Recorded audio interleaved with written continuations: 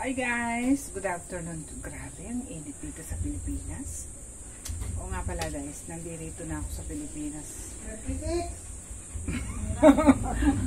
Tingnan mo, kainis ka naman, nag-i-interview ako dito eh. Huwag kang ano, nag-uumpisa pa lang ako mag-anuan. O nga pala guys, meron akong special guest. Siguro naman, kilala niyo yung kagandahan na ito at nakikita niyo sa ibang vlog ko, di ba? Ini-introduce ko pala sa inyo ang aming pinakamaganda, pinaka-blooming, pinakamabait, pinaka-sexy na si Inang, yung nanay namin ni Taytay Maganda. Ayan. Ayan. Kaway ka sa kanila. Masiglaan mo naman ng konti. Ay, masigla yun pa yan. Masigla. Yung kaway Miss Universe. Yung feeling nila, masayang-masaya ka, ganun. Bigyan mo na energy, ganun ka kasi ko. Siya ganun show, ganyan. Oh, yun. Ayun siya. Oh, yun, magkakaroon tayo ng question. Para tayong beauty queen ngayon. Ayan. Yun, may background. May background kaming aso, siyempre. Ano ba naman ni-expect nyo nasa probinsya tayo, yung bururot ng motor. Anak ng tute. O, tapos si Taytay Maganda, kaingay. Kaingay no. Kautak. Ayan. O, ngayon, ito ang tanong.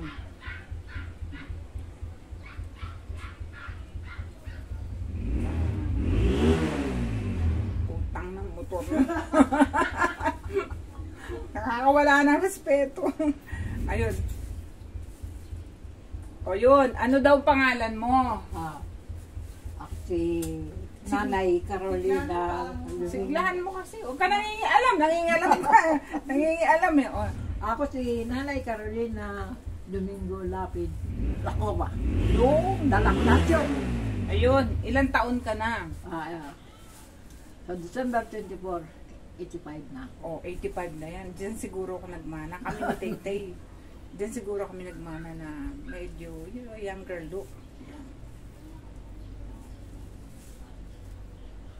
Ilan yung anak mo? 10.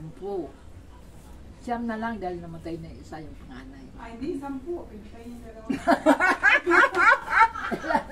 Ilan ha?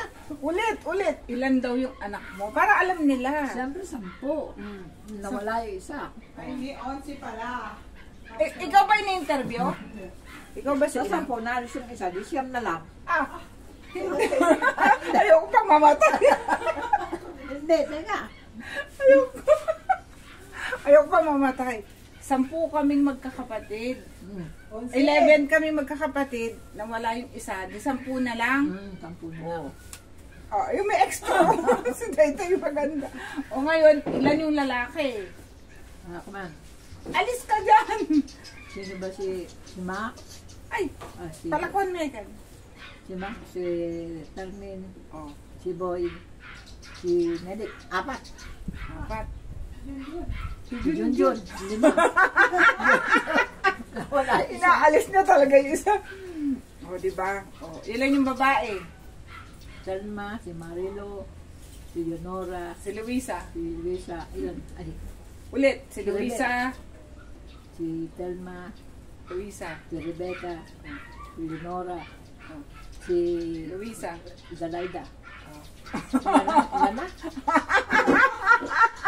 Asaya nitong interview na. Okay. Yun. Saan kayo unang nagkakilala ni Tatang? Dito sa Dinalupian. Dinalupihan. Alang lalayo ko pa. Oo. Sa Dinalupihan din. Lihitin mo talaga pala kami taga Dinalupihan. Dinalupihan mo kanyan eh. Dinalupihan Tagalog yan. Tagalog Kapampangan. Pero di ba Bisaya ka? Dito na ako nag-aaral. Dito na siya nag-aaral. Yun, di ba? Ganda ng ano. Okay. Sa 10 anak mo, sino ang pinaka-paborito mo? Kasi wala akong paborito dyan. Pare-pareho lang yung pinag-arapan eh. Oo, di ba? Ganda na Gano'n lang yun. Walang paborito dyan sa isang pamilya. Kung naglagay ka ng paborito yan, mag-iyan. Oo. Kailangan pare-pareho yung pinag-arapan para mong pinalakihan. Iisa lang yan.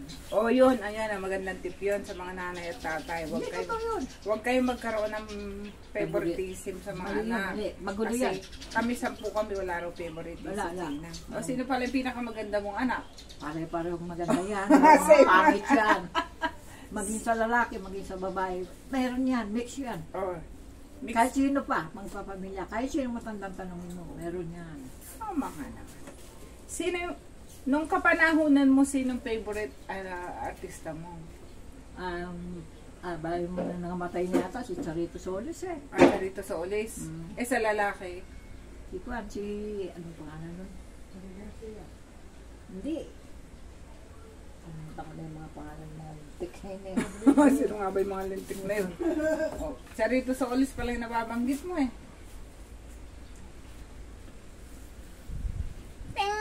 Baba mo rito, para pagod na pagod ka.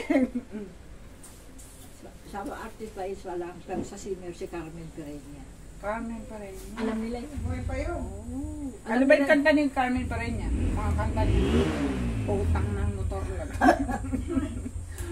Nakakalimutan ko rin yun. Pagka tinutugtog kasi naalala ko, yun na. Oo, favorite niya pala. Tagal Ngayon na ko yun. lang din nalaman. Isipin mo, 85 years old na ako, hindi yung iba makakalimutan. May matatanda Ano na, 85? Sa birthday mo, 85 ka na.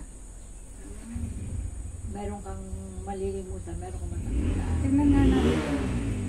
Namumuro na sa akin to guys, yung motor na yun. Bali, titiradunin ko na yun mamaya. Titiradunin ko. Ugali lang nila yan. Ugaling probinsya yan. Oo, nasa probinsya kasi ito. Wala kang respeto. Ano naman yung yung magandang advice na may ibibigay mo sa mga katulad naming mga nagpupursige na maging isang vlogger? Madali yan ang maganda. Pag ikaw ay naging isang abroad ka, nag-abroad ka, isa ka mahirap dahil pumayaman ka, hindi ka mag-abroad. Dito ka lang sa Pilipinas. Mag-ipon kayo. Iba yung bukas, iba yung mamaya. Ganun yan. Huwag mong uubusin lahat. Meron kang 20 pesos, yung 5 piso para bukas. Yung 5 piso para kanya. Yung 5 piso, sa makalawa yun. Yung 5 piso nakatabi yun, huwag mong gagalawin. 20 pesos. Sa mga aspiring vlogger na katulad namin, katulad Bali. ko, katulad na Tay. Hindi lang makatabi ka para sa katang, hindi ka pa bata, makanda ka eh. Vlogger, yung katulad ng ginagawa namin. Mag-ipon ka para tularan ka ng isang magiging vlogger na katulad mo. Na ikaw ay meron kang naiipon para sa pamilya bukas mo. Oo, Lahat maganda. yan. Miss Day, may tanong ka ba sa kanya?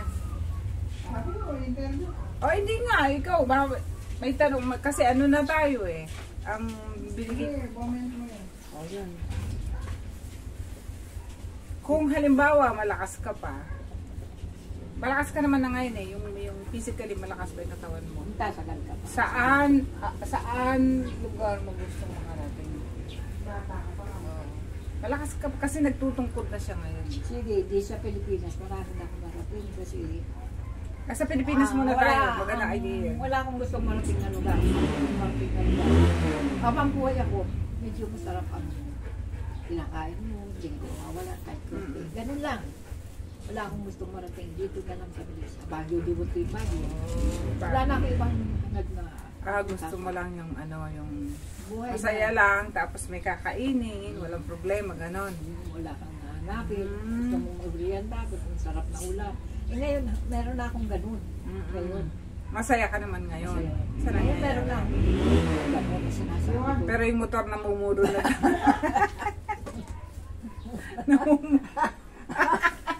Namumuro siya eh. Sumasabay siya. Balik na yun. Diba? Tanghali. Oo nga pala. Dahil nga interview to sa'yo, at bibigyan lang kita ng 10 minuto. Dahil ngayon kaarawan ng isa sa pinakamabait mong anak, anong magiging mensahe mo sa kanya? Baka sakaling mapanood niyo to isang araw na hindi na siya busy, ganon. Ano ang magandang mensahe? Masaya, nakaipon sila. May darating pang anak. Na isa namin yung malayo, sama yung mga apo. Pag sa isang magpapamilya, maranasan nyo kahit sino na nakikinig nyo. Maranasan nyo pag nag-iipon yung pamilya mo, masaya ka. Yun ang the best na gagawa. So, ayun, ayun ang message mo sa kanya. Oh, Yun, number 1 yun. ayun.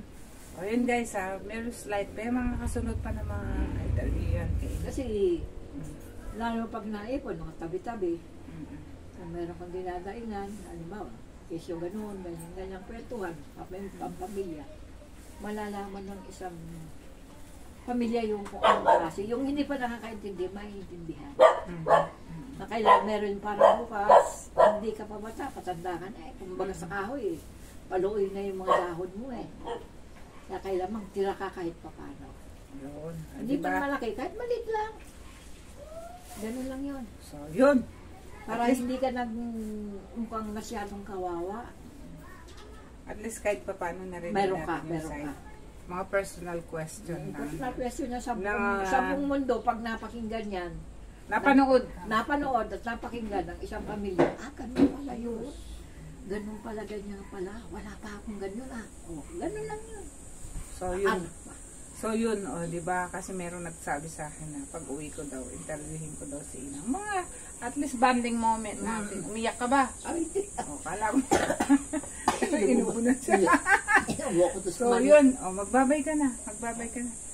So, sabi mo, don't forget to like, share, and subscribe. Dala akong Tagalog. Dito ako sa Pilipinas. Tagalog siyempre sa Sige, Tagalog. Sige, go. Makakalimutan ang sinabi ko, tinangaral ko man, kung tatanggapin Talaga, kahit na sino. i-insist niya sa kanya. Bahala kayo noon. Intindihin nyo kung ano nga ba, totoo nga ba sinabi ng matandang yun. Sa edad kong mag-85 ko, yun ang naranasan ko. Mayroon kang sarili, ikaw na matanda. Oh, yun. Kaya kailangan based on the experience ng mga nakakatanda. So, yun guys, ganun na lang po. Maraming salamat sa inyong pagsama sa amin ng nanay natin na si Karina. Bye-bye!